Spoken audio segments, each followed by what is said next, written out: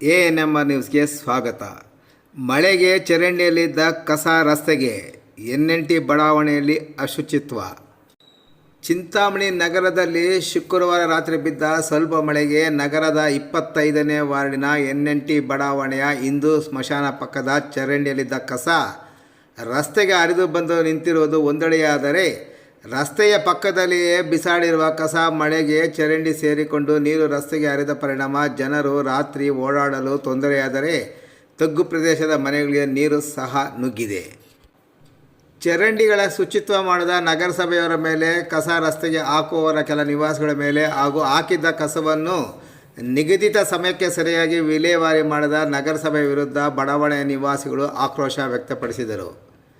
ಇತ್ತೀಚೆಗೆ ನಗರಸಭೆಯ ಪೌರಕಾರ್ಮಿಕರಿಗೆ ದಿನನಿತ್ಯದ ಕೆಲಸಗಳ ಜೊತೆಗೆ ಕೊರೋನಾ ಸೋಂಕು ಕಾಣಿಸಿಕೊಂಡ ಬಡಾವಣೆಗಳಲ್ಲಿ ಶುಚಿತ್ವ, ಸೋಂಕು ನಿವಾರಕ ಔಷಧಿ ಸಿಂಪಡಣೆ, ಸೀಲ್ ಡೌನ್ ಕೆಲಸಗಳನ್ನು ನಿರ್ವಹಿಸುತ್ತಿರುವುದರಿಂದ ಕೆಲ ಬಡಾವಣೆಗಳಲ್ಲಿ ನಿಗದಿತ ಸಮಯಕ್ಕೆ ಶುಚಿತ್ವಕ್ಕೆ ತೊಡಕಾಗಿದೆ.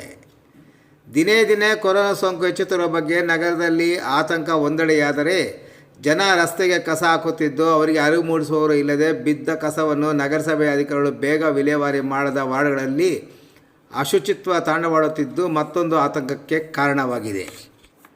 ನಗರದ 25ನೇ ವಾರ್ಡಿನ NNT ಬಡಾವಣೆಯ ಹಿಂದೂ ಸ್ಮಶಾನ ಪಕ್ಕದ ರಸ್ತೆಯಲ್ಲಿ ಕೆಲವರು ಕಸವನ್ನು ನಗರಸಭೆಯ ವಾಹನಕ್ಕೆ ನೀಡದೆ ರಸ್ತೆಗೆ ಹಾಕುತ್ತಿರುವುದರಿಂದ ಅಶುಚಿತ್ವಕ್ಕೆ ಕಾರಣವಾಗಿದ್ದು, ಕಸ ಹಾಕುವವರ ಮೇಲೆ ನಗರಸಭೆ ಸೂಕ್ತ ಕಾನೂನು ಕ್ರಮ ಕೈಗೊಂಡರೆ ಸಮಸ್ಯೆ ನಿವಾರಣೆಯಾಗುತ್ತೆಂದು ಅಲ್ಲಿನ ಬಡಾವಣೆಯ ನಿವಾಸಿ ಮಧು ಎಂಬುವರು ವಿವರಿಸಿದರು.